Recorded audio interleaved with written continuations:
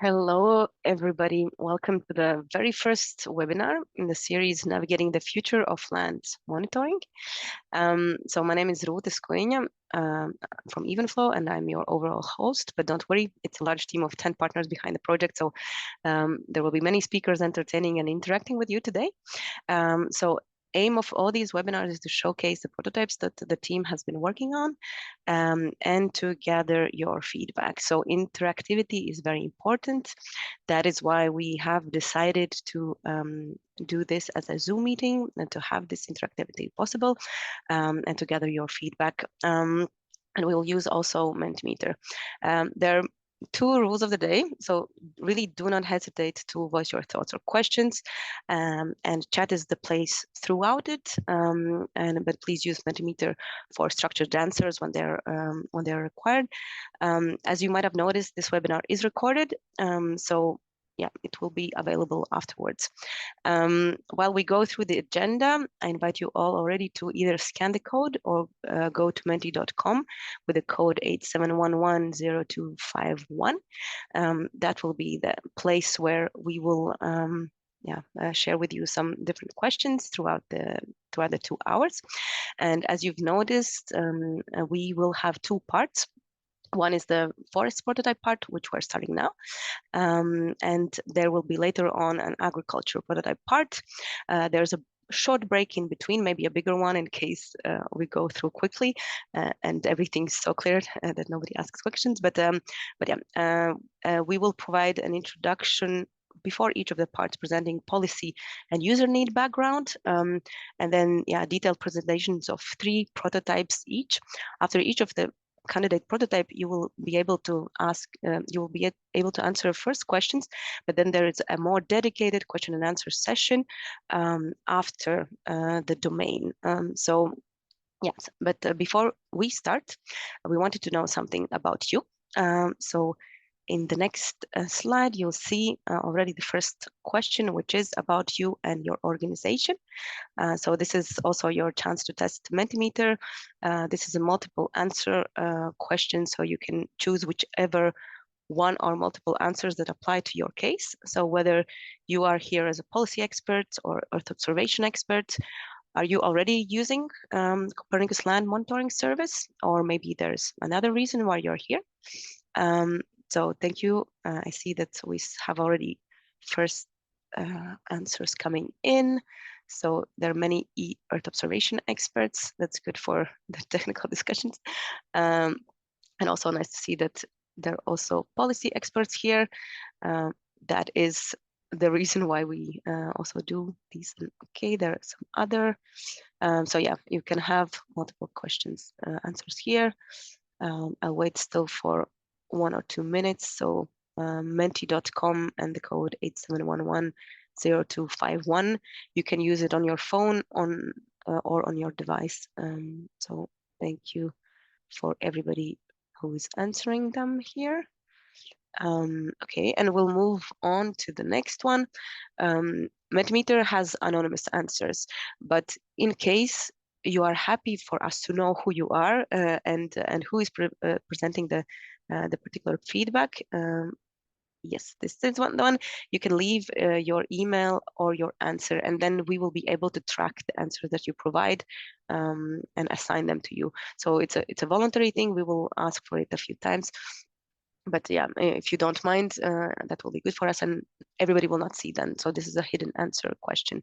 It will still remain open during the next presentation.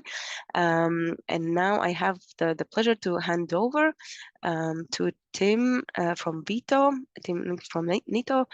who will present you to give a presentation about EvoLand and what we're doing. So Tim, the floor is yours.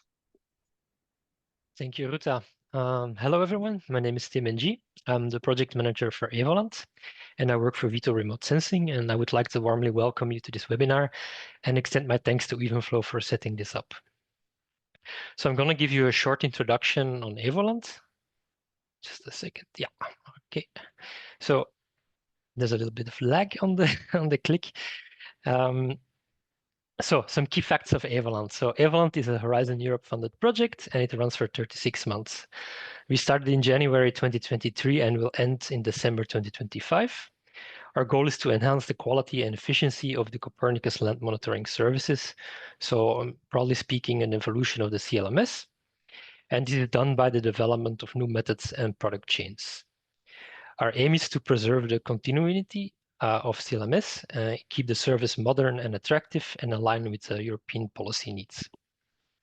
Below you see the consortium. So we have 2 Belgian partners, Vito as lead, and then there's EvenFlow. We have 4 French partners, CLS, CNES, CSBO, and University of Toulouse, 2 German partners, GAF and DLR, 2 Austrian partners, UNM Research and IASA, and 1 Slovenian partner, Synergize. If we then have a look at a glance of EvenFlow. So here you have a nice illustration of the workflow that we are using. So these colorful lines represent our different work packages, and they are spaced over time. So as you can see, we follow an iterative process with 2 development cycles, so phase 1 and phase 2. We start with a collection of user requirements. So we collect these on the next generation of CLMS from the interested entities and key stakeholders. We also, in this work package, make links to policy, data, and infrastructure. These user requirements are then used to shape the methods development and the prototype development. These methods then are the foundation for the prototype development. So this yellow and green lines there, they are very interactive and they work closely together. And we end the first cycle with operationalization work package, where we do an additional stakeholder consultation and a service rollout analysis. Then after this, the cycle is repeated into phase 2 with an updated user requirements and so forth. So that's a very brief glance of how the project works. And maybe to add on this is that by the end of next year, we will publish our results portal. So you can have a look at the results yourself. So quick overview of the methods. So I'm not going too deep into this because we will spend way too much time on this. So novel IT, here we look at cloud computing, so mainly the Copernicus data space ecosystem and OpenAO. We have another method on novel EO data, where we look at new sensors and upcoming missions. Then we have a method on novel in situ data, where we compile existing in situ data sources together and fill in gaps. And we're also developing a new tool for automated training data generation. Then there's the AI and data fusion, where we look at weakly supervised learning, so generic and physics-informed embeddings, and also improved spatial, temporal, and spectral resolution. Then we have the continuous monitoring. Here we look at change detection. This is done through time series modeling and AI methods, and also continuous mapping of land surface categories. And then for the last part, we have the biomass mapping, which consists of forest biomass, which we look at then the above ground woody biomass and forest canopy height. And then we have the grassland cropland gross primary production. All these methods then are connected to the different prototypes. Here you see 5 domains. The first domain is agriculture, where we do cover crop type mapping, cropland and grassland GPP, and small landscape feature mapping. For forest, we do continuous monitoring of forests, forest disturbance mapping, and forest biomass mapping. Urban, we focus on continuous imperviousness monitoring and automated land use mapping. And water, we do improved water bodies mapping. And then finally, for general land cover, we look at on-demand land cover mapping and continuous mapping of land surface categories. So this was a very brief introduction. Today, we will focus on agriculture and then later on forests. That was it for me. And I would like to thank you for your attention and then give the word to the next speaker. Thank you. Thank you, Tim. So indeed, today we start with forests and continue with agriculture at 3 p.m. But in case you want to hear about the other 3 domains, you should connect on Wednesday as well. So Phil, the floor is yours. Phil Howard from EvenFlow will present you the let's say conclusions or the background around the domain that we've gathered at this stage. Thank you, Ruta. So as Tim said, we already did 1 round of user requirements gathering for this. And what I wanted to do was really to give the main conclusions, the main feedback that we got from people in that first round, which has driven the development and so on. One thing that is a clear clear requirement is the timeliness. At the moment, the multi-year updates from CLMS are not really sufficient for any purposes. At a minimum, annual updates are needed, ideally with each year available by the end of the following year. But for some cases, we actually need much more real-time thing. For disturbances, we need more or less real-time analysis. But when it's looking at vulnerable areas for biodiversity, we need more weekly assessments. There was also a concern that the existing CLMS did not have the sufficient spatial resolution for capturing the key needs. And then we're talking about forestry here, but actually it's not always obvious how to define a forest. Different people define forests in different ways. The level used at the European level does not necessarily match the definitions in different nations. And whatever product that we are producing needs to be able to respond to all of these different needs. This was the main inputs. Forest has quite a wide applicability for different policies. So we are talking LULUCF, we are talking biodiversity, forestry itself, of course, but also looking a bit at agriculture and soil. So it's a very, very broad spectrum of policy needs that we are addressing here. With that, I think I will leave it and hand over to Fabian from GAF to talk us through the actual developments. Fabian. Yes, thank you, Philip, for the introduction. I have the pleasure to present 3 prototypes from the forest domain. And yeah, I'll directly start with the first prototype, which is the continuous forest monitoring. And you might know that there are already various forest products in the Copernicus land monitoring service, starting with the high resolution layer forest, HRL, back in 2012, where it was first available for this reference year. Then having 3 yearly updates for 2015 and 2018. And then this product is continued now with the high resolution layer vegetated land cover component, where now there's a step to what's yearly updates, and the change layer is still on a 3 yearly basis. So for example, for 2018 to 21 or 21 to 24, so 3 yearly change products. And then there's the ongoing LCFM, so the Copernicus Global Land Cover and Tropical Forest Mapping and Monitoring, especially focusing on global tropics, also producing tree cover density layer at 10 meter resolution, for example, and their change goes towards yearly change products starting from 2020 through to 2026. So that's what's there or what's coming soon. And to extend this portfolio of the CLMS forest products, we were working or are working on this forest prototype. So the continuous forest monitoring would be a new prototype product in the portfolio. The main goal is to capture tree cover losses on a dense time series and improve the update frequency of the existing forest mask from yearly status, now going beyond that to monthly or near real-time information, and same with regards to the change products. Then the aim is to produce better resolved change products, so changing from existing 20 meter products to 10 meter change products. And this prototype will be input for the forest disturbance agent classification, which is another prototype I'll present thereafter.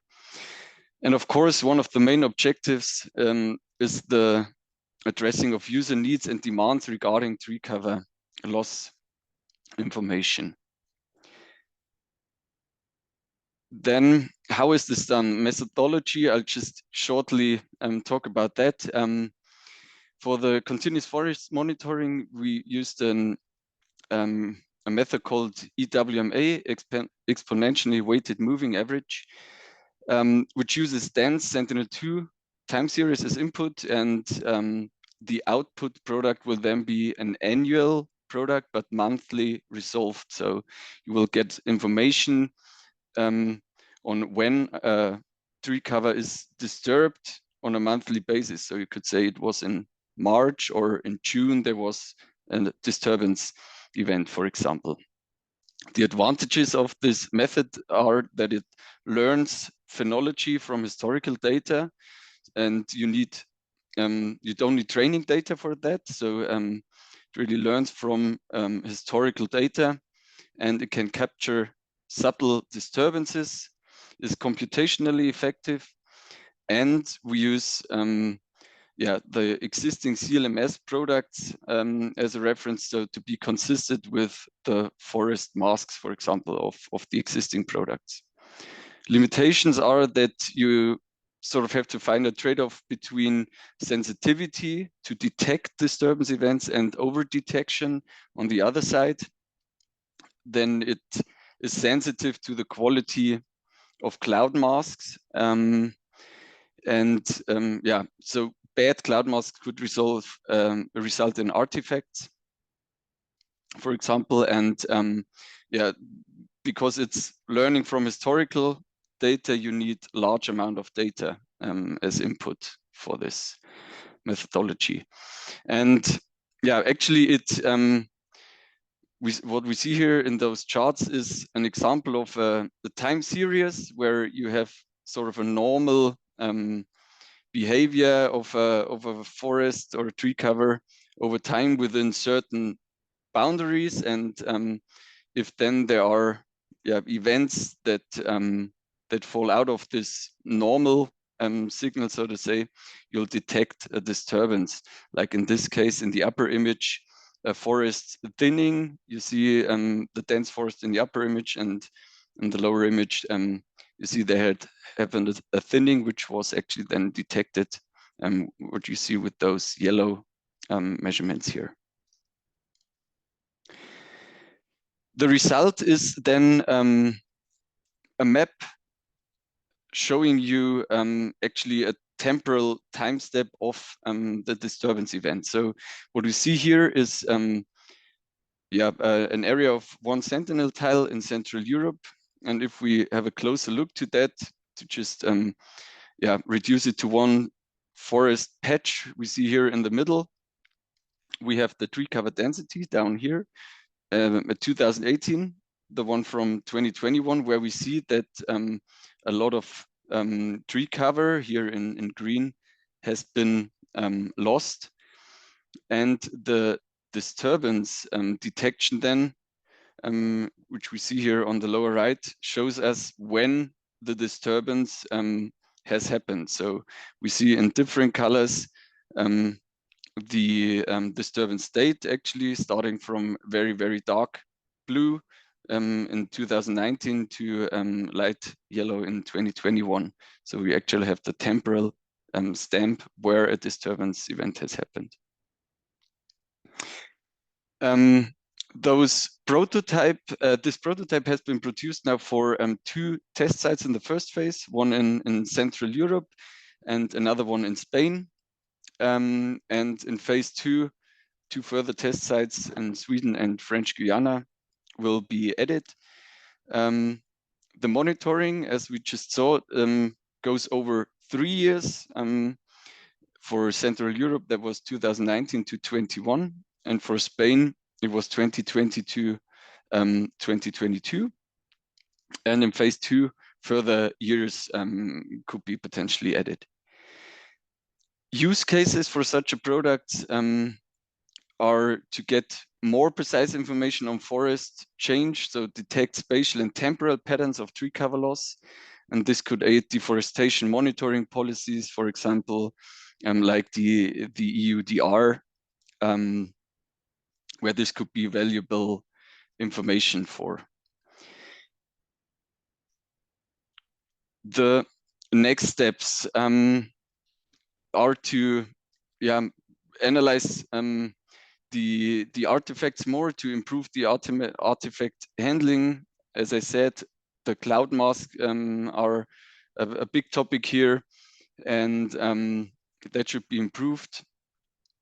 Then testing and improvement of the time series modeling tools is envisaged for phase 2. A comparison also of SAR-derived results like the TCDM, which is the tree cover disturbance monitoring, which is a SAR-based method, and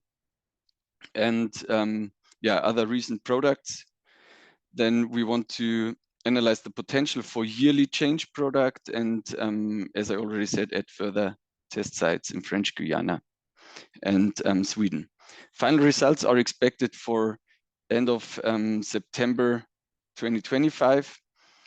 And what we see here on the right side is the output of the TCDM I just mentioned, so the tree cover disturbance monitoring from SAR data, which is really resolved on a biweekly basis. Here in the middle, there's the output of our EWMA, where you have the monthly information about the disturbance. And on the bottom, there's another product, which is then actually a yearly information about the disturbance, where you see, okay, only within 2021 there has been a disturbance, but not finally resolved actually. Good. As we had it already at the beginning, there are now just 2 Mentimeter questions. So what we would like to know from your side is which temporal interval would be desired from your point of view for a forest change or disturbance product, as we just saw it here. And I'm gonna start the question so you could give your answers. So either bi-weekly, monthly, or monthly, but only within the leaf-on period, so only focusing on that. Then would it be a yearly product, what you need, or 3 yearly? So that would be the options here. We already see first answers coming in for the yearly product.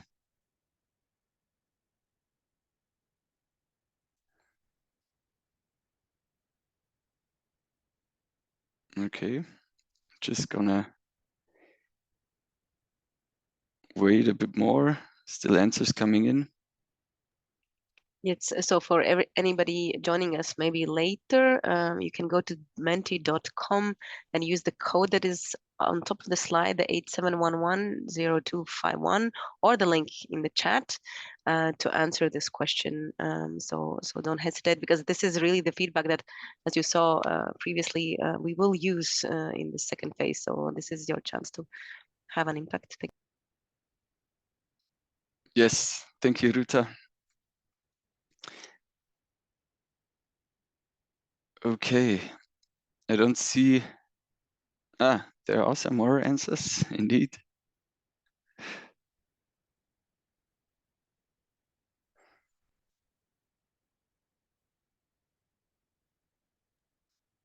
We can also maybe go to the next question. Yes, let's go to the next question. So thank you for your answers in this regard.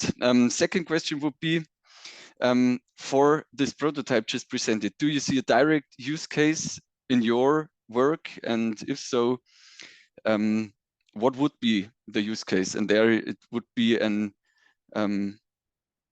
open question, so you could just type your answer, and that's also very interesting for us to really see beyond the use cases we already have in mind. Maybe there would be others you're directly thinking of. So if there's something, we're happy to get your reply here. Yeah, so all these questions, if you don't provide us explicitly the email, then they're all anonymous. So don't hesitate. And this question will also remain, let's say, open during the next presentation when Fabian will continue. So we can still accept all the answers that will still be. So if you start drafting and it doesn't appear here, don't worry. We will receive it, so don't hesitate. So we do have first answers. I don't know, Fabian, whether you want to already react to some things, but it's good to. Yeah, we have one here. So complement national data on forest coverage and biomass for the annual LULUCF reporting in the context of national inventory reporting. Okay, so that's an interesting point here. There's one more coming in: insurance monitoring. Okay, yeah. Also, something we had heard from user side already, so that's also an important topic.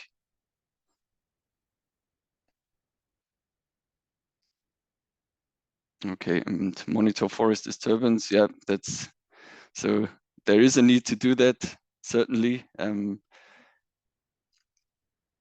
Yes. Good, then I'll maybe just go on. Yeah, so as Thank Ruta said, you could still provide your answers. Good, and then I'll directly step over to the forest disturbances prototype. So here we're actually using the forest monitoring as an input, and the objectives for this for this disturbance prototype is that it's also a new product in the portfolio, so it's not there at the moment in the CLMS forest products.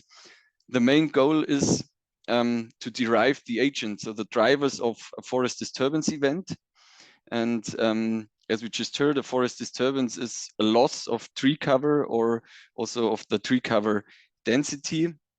And the agents behind that can be wind throw, for example, wildfire, insect infestation like the bark beetle, and also subsequent human-induced forest activities like clearing and logging, thinning activities. The input, as I said, is the continuous forest monitoring and especially the detection date from this first prototype. And of course, this product, again, it addresses user needs and demands going beyond existing novel products regarding improved separation, for example, of bark beetle infestation and wind throw, and improved timing of the agent classification with the continuous monitoring as input.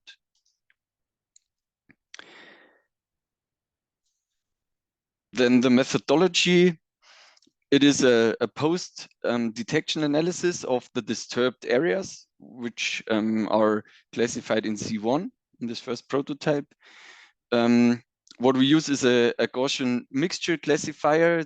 That's a supervised approach. So we need samples for that, telling us what is a clear cut, what is a bark beetle, what is a wind throw. And it is a multivariate approach. So using characteristic multispectral signals of the different disturbance types. And what we see here is, again, this patch we already had a look at. So where there is a tree cover loss, we have on the top, so this first prototype in the middle with the detection date. And now we try to derive the agent behind that tree cover loss. And you see a hard classification here in the middle with 3 classes. Red is bark beetle, blue would be a clear cut, and green is a storm damage. And if we have a look at the high resolution images at the very bottom, we see the healthy forest in 2020, and then already the effects that tree cover here has a sort of brownish color, and then in 2022 where it's mostly gone for the affected area. And Another thing we see here is like a color composite then of the probabilities for the different agents.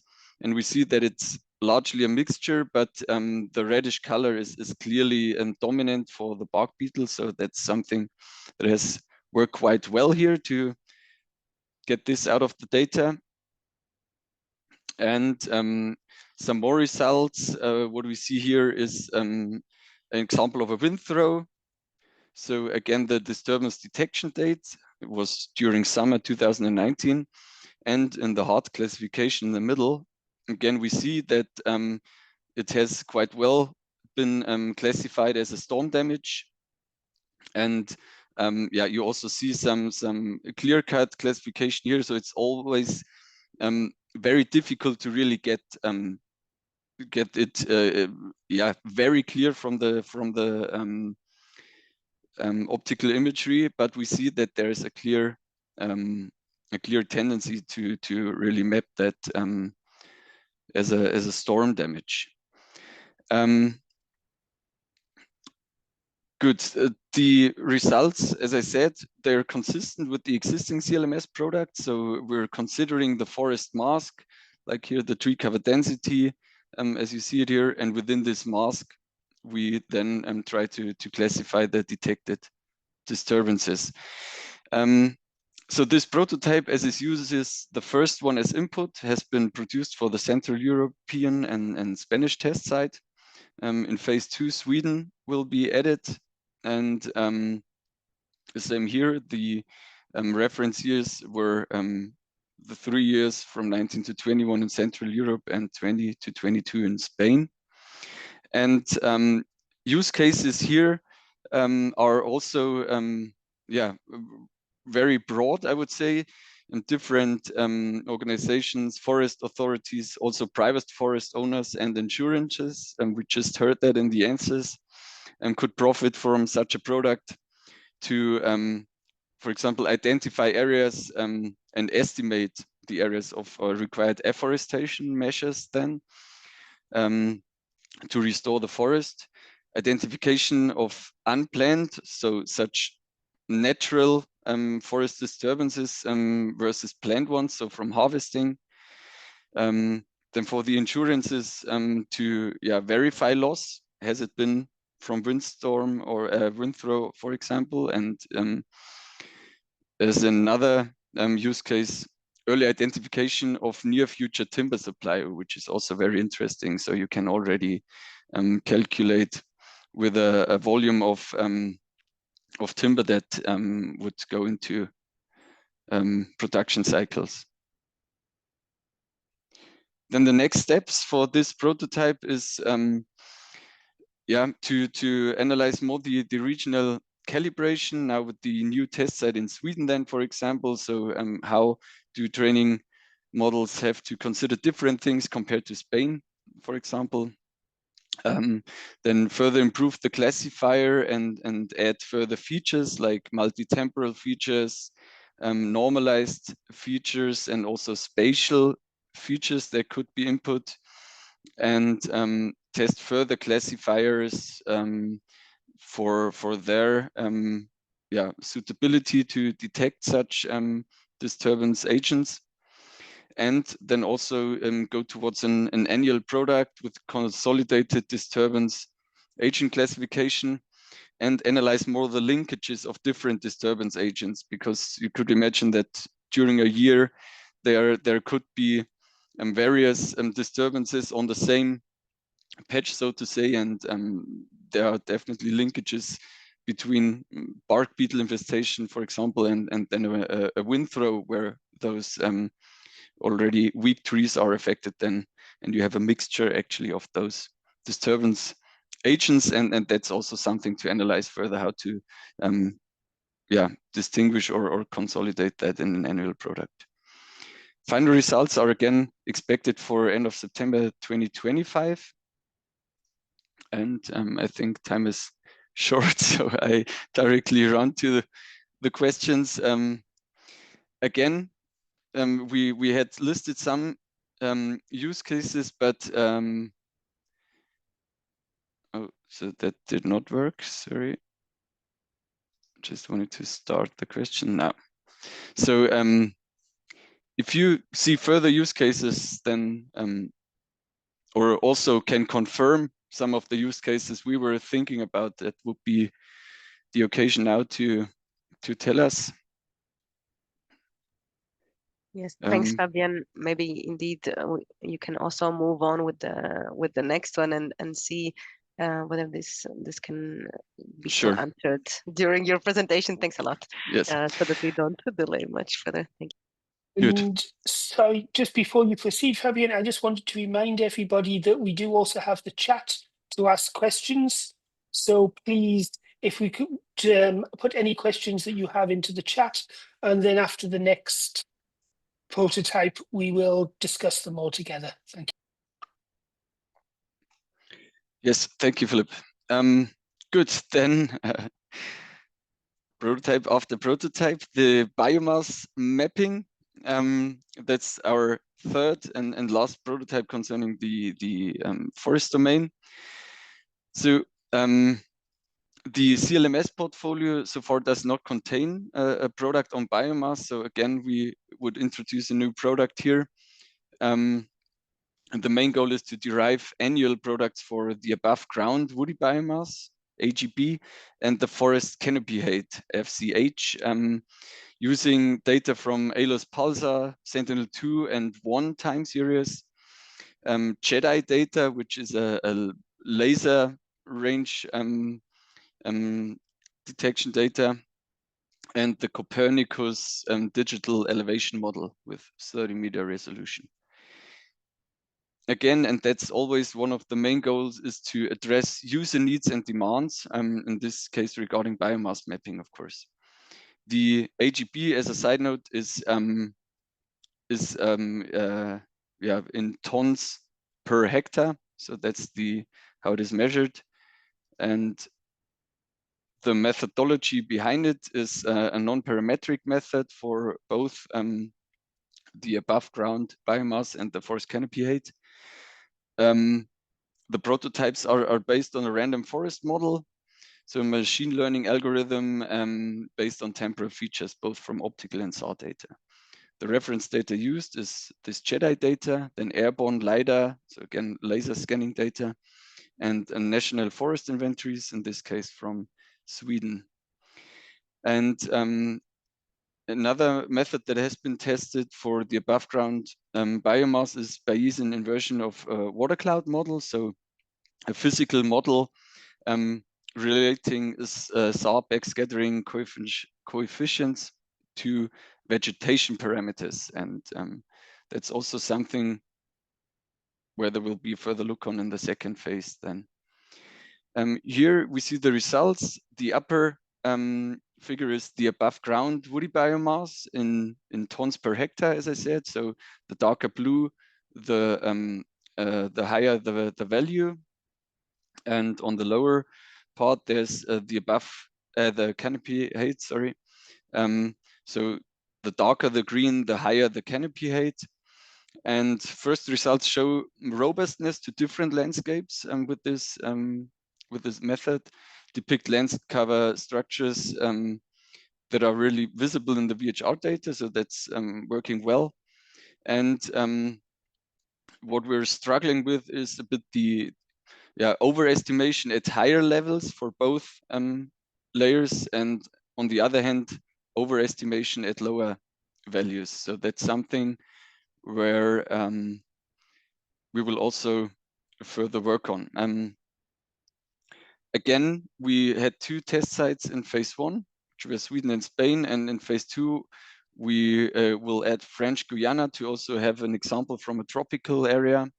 The reference here is 2021 for the available prototypes, and potential use cases are estimation of potential wood supply. So again, for this sector, interesting. Then modeling of carbon cycles, of course, which is a very important topic, and as well programs like a RED Plus or NDC or any other carbon-related payment schemes could profit from this data. the next steps, as I said, at the French Guiana test site to have also tropical prototype, improve calibration, and test also deep learning approaches, test aggregation and minimum mapping unit for the product, and add, compare or combine with the parametric method I just mentioned. So this is also something we would want to have a closer look at. Final results for end of September 25. And then as a last word here, in general, for those forest products, we plan another new prototype for the second phase, which is a tree type product for Europe. So identifying 3 species up to 10 are planned for all over Europe. So that should also extend the portfolio then a bit of these prototypes. And then I would again have the use case question for you. So if you have further use cases in mind, here again, please share it with us. It's always interesting for us, and we can also then take that into account if it comes to further improvements we're thinking about. Good, then thanks for your attention until now, and I'll hand over to Philip again.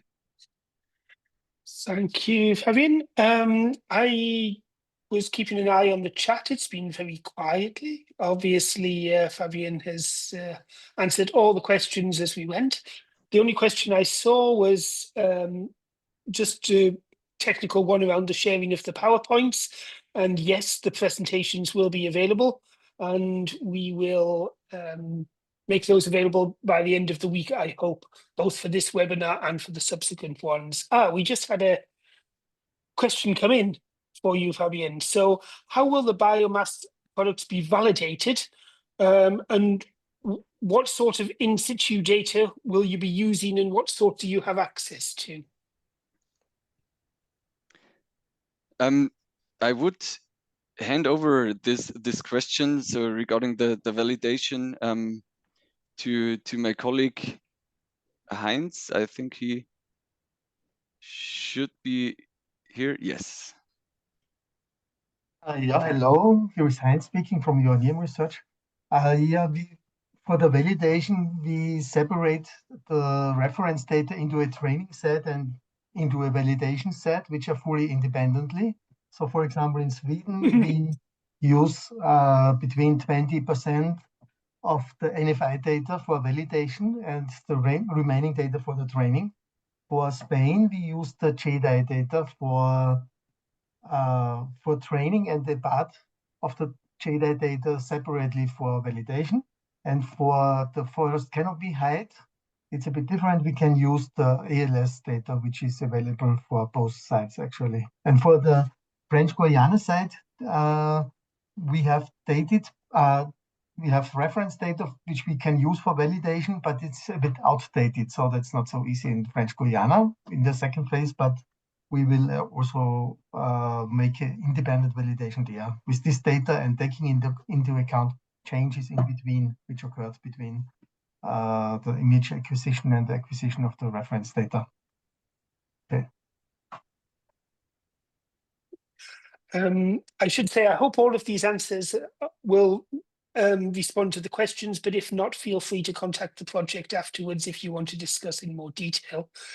In the meantime, we've had another question come in from Adrian Tiston of DGENV, which is how this product compares to the ESA CCI biomass product in terms of accuracy and resolution.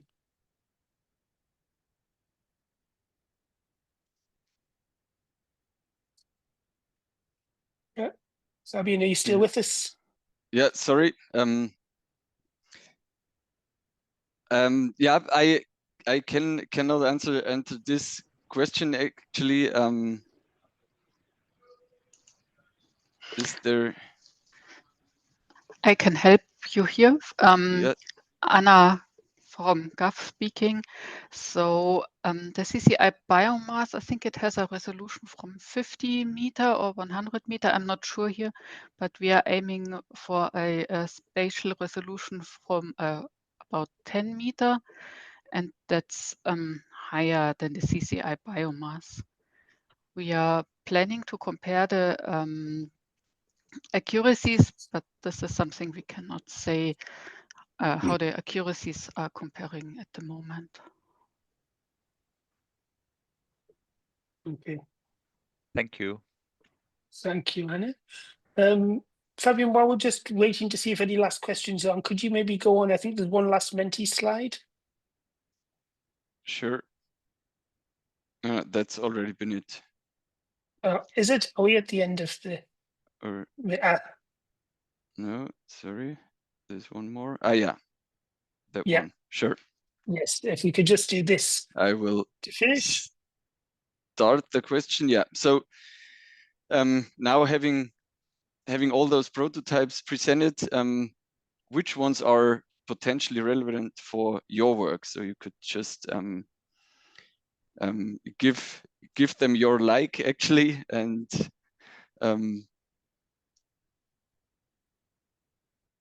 okay. So you already see the continuous monitoring as well as the disturbance mapping. It's obviously something that's important to you, as well as the biomass mapping. Yeah.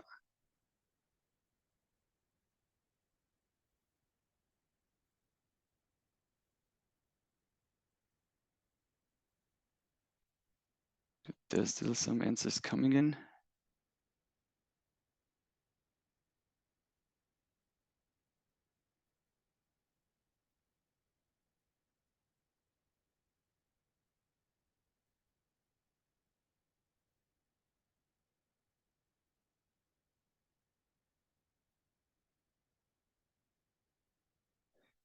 Okay.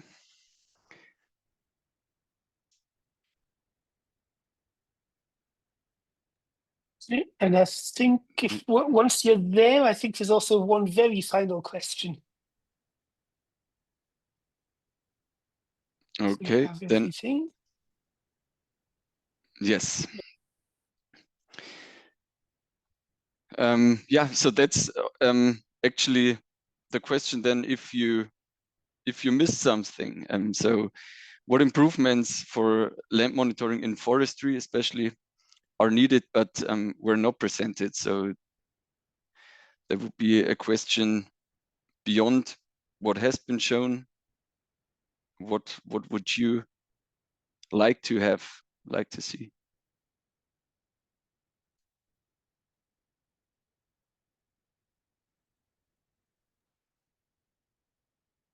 Yes, we can maybe still also wait for these answers while we start to move slowly towards break. Thank you a lot, Fabian. This has not been the easiest task to go through all the presentations, but really greatly appreciated. For everybody, indeed, that in case we can contact you for the detailed feedback, do leave your contact information, and we will reach out in case we want to have some more questions. There's also the email that we put in the chat in case you think of some other questions further on. And with this, I think we can all go in the well-deserved break until 3 p.m. We will focus on agriculture this time, but also do not hesitate to, in case what you're interested more is general land cover or water or urban prototypes, we will be presenting them this Wednesday on the 4th of December as of 2 p.m. So similar type, there will be more presenters and more teams. But yes, so stay tuned for the next 3 webinars on agriculture. We will connect again at 3 p.m. And yeah, thank you very much, and thank you again for GAF and for this nice presentation, and for everybody who interacted. Thank you a lot.